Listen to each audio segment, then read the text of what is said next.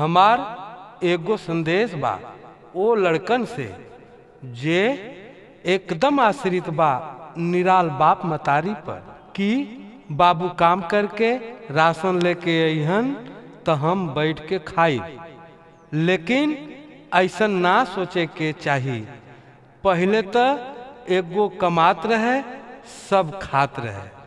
आज जमाना के देखते हुए सब ना करी तो कन्फर्म बा पेट ना भरी। हमार यह सुझाव बा कि जाके काम करा सुखी रहबा और ना करबा तो खैले बिना मरबा।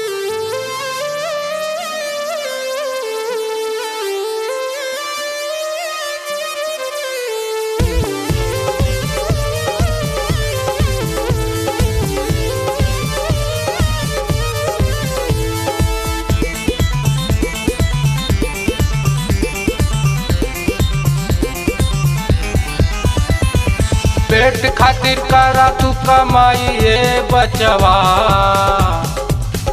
पेट खातिर करा तू कमाई ए बचवा। दूध रोटी रोज भेटाई ए बचवा, दूध रोटी रोज भेटाई ए बचवा।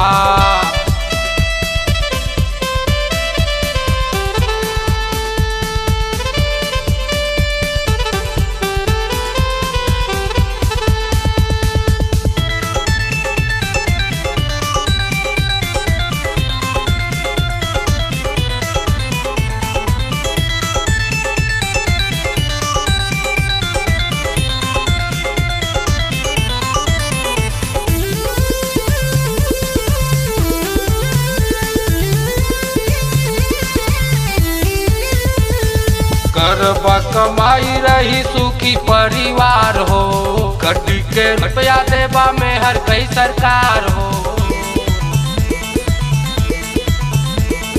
करबा कमाई रही सुखी परिवार हो, कटी के रुपया देबा में हर कई सरकार हो।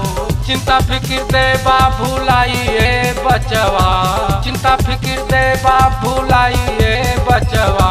दूध रोटी रोज भेटाई ए बचवा, दूध रोटी रोज भेटाई ए बचवा।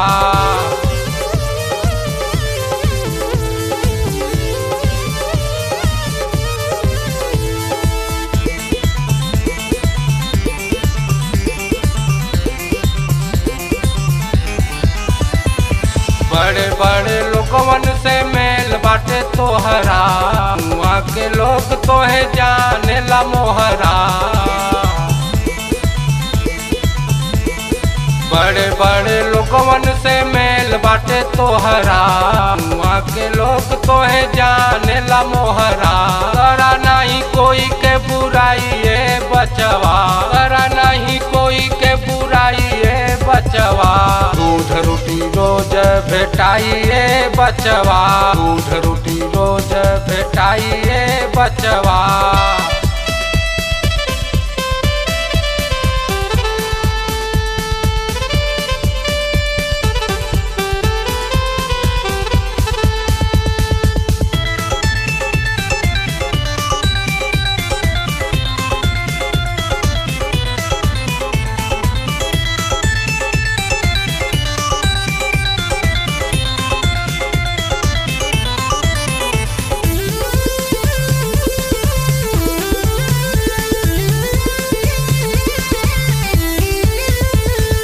अपने प्रति खेतावा में बोवा तरकारी, रोजगार मिली तोहरा नौकरी ना सरकारी। अपने प्रति खेतावा में बोवा तरकारी, रोजगार मिली तोहरा नौकरी ना सरकारी। अपने प्रति खेतावा में बोवा तरकारी, रोजगार मिली तोहरा नौकरी ना सरकारी। रात भर लागे ना उंघाई ए बचवा, रात भर लागे ना उंघाई ए बचवा।